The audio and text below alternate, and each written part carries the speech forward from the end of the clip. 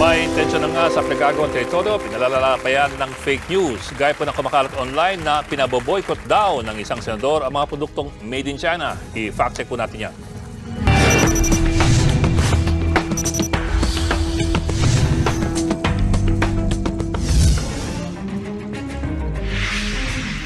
Sa patuloy na tensyon sa pagitan ng China at Pilipinas sa West Philippine Sea, sari-saring reaksyon ng kumakalat online. Isa dito ang panukala daw ni Senator Raffy Tulfo na i-boycott ang lahat ng produkto na galing po sa China. Ayon pa sa kumakalat na video, iginanti raw ng senador si Pangulong Ferdinand Marcos Jr. laban sa pambubuli ng China sa pamamagitan ng hakbang na ito.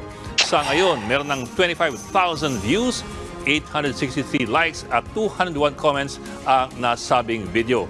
Pero mga kapatid, huwag pong maniwala sa kumakalat na pahayag umano ni Senator Tulfo dahil ang nilalaman ng video na yan ay misleading po.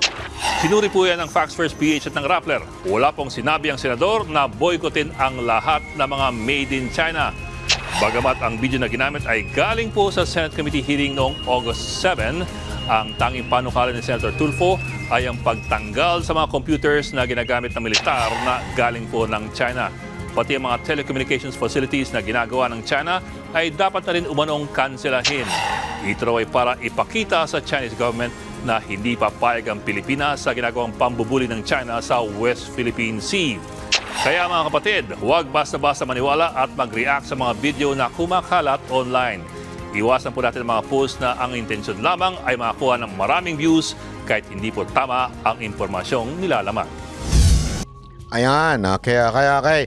So, eto lang ha. Alam nyo naman tayo dito sa ating channel galit na galit tayo sa fake news. So, tini-research natin yan. Ito po yung channel na yan. Sa mga title pa lang, malalaman mo ng delicates yun. Eroplanong Amerika, lumaban na! Clickbait eh. China, kinukuha na Zambales, hindi makapasok ang Pilipinas. Barko ng China, kinarma, sumabit sa kable ng PH.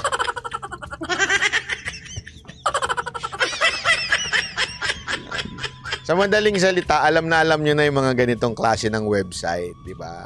Klase ng channel na clickbait na puro ang pabor kay Marcos to. O, kita nyo naman, no? China, wala nang kakampi. PBBM, India, babaliktad na, umatake sa China. Yari. Kaya mga ganito, babala ko na sa inyo, alam nyo na siguro to, matik na to.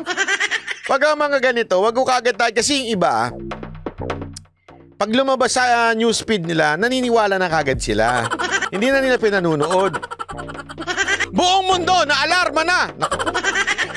China, binomba, barko, Pilipinas. Grabe, ginawa ng Amerika.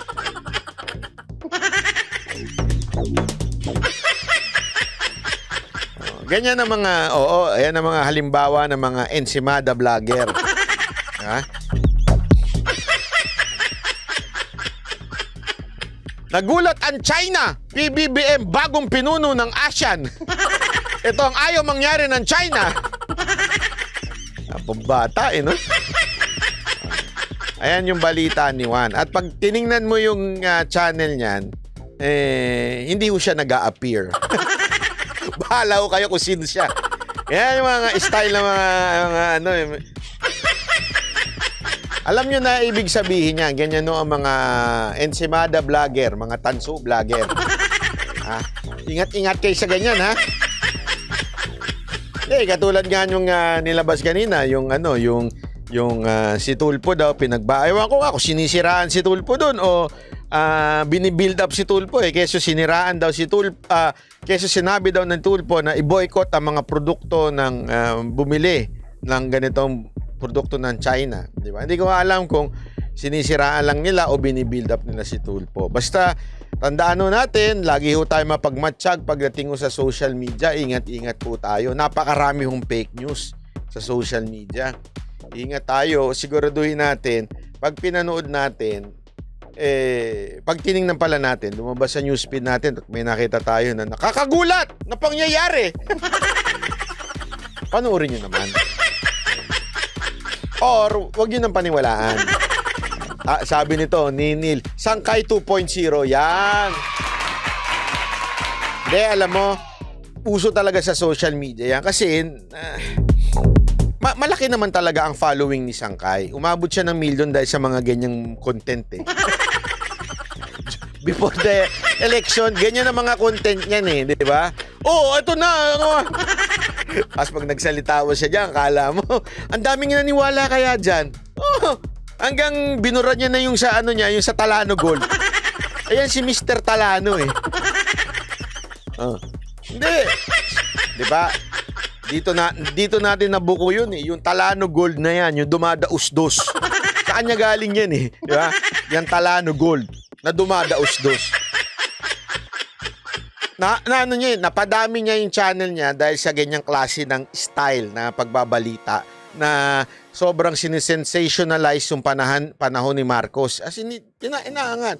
Gayon, ginagaya ng iba, di ba? Ginagaya ng iba yung style na ganyan para dumami sila ng following. At pag dumami ng following, katulad nga niyan, sabi nga, alam niyo ba, 40,000 lang yung views. Nung tiningnan ko ngayon, 90,000 na. Di, laki na ng kinita nun, di ba? So, ano punto dyan? Eh, kasi nga for the views yung mga ganyan. Diba? Tapos, biglang sasabihin, dahil napaka-toxic ng politika, hindi na ako magpupolitika. Umita ka na eh. Tapos, marami ka ng followers na nakasubscribe sa'yo. So, bawat labas mo ng mapanoorin ka na ngayon. Di ba? Yan ang talagang nangyayari. Kaya nga, ngayon, ang dami rin gumagaya kay Vlogger Libayan. Hindi nyo napansin? Ang dami rin gumagaya kay Vlogger Libayan. Kasi nakita nila, effective yung kinokontra si Tulfo. Lahat ng gawin ni Tulfo, effective pag kontrahin mo dahil kay Libayan. Kahit nga wala na sa hulog, wala na sa argumento yung sinasabi ni Libaya, kahit sablay-sablay na, dahil sa marami pa rin ng viewers, ginagaya ito ngayon ng ilang mga vloggers. O, kahit nga isang abogado, ginagaya kahit sablay na eh. O, may isang abogado sa kanya na sunod-sunuran sa topic niya eh. Pag tinapik ito nito ni Vlogger Libayan, gagaya na rin itong babae na ito. Pare-pareho na sila ng Kasi nga, marami ang kabobo. Yun na totoo doon. Pag maraming kabobo, susunod at susunod sila. Diba? Yun ang nangyayari. Gaya-gaya lang yan eh. Kung ano yung maging formula na effective, gagayain nila. Wala na silang pakialam kung tama pa ba yung sinasabi. Diba?